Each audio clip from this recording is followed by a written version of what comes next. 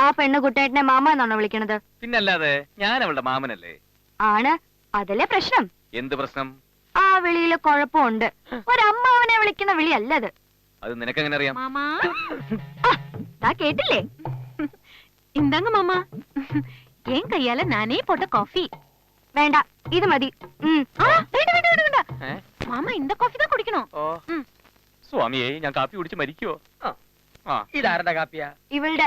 2 കാപ്പിയും കൂടെ കുടിച്ചാൽ ഇവൻ കഷ്ടത്തിലാവൂലേ? തന്നെയുമല്ല, ഈ കാപ്പി അവൻ കുടിക്കാൻ പാടില്ല.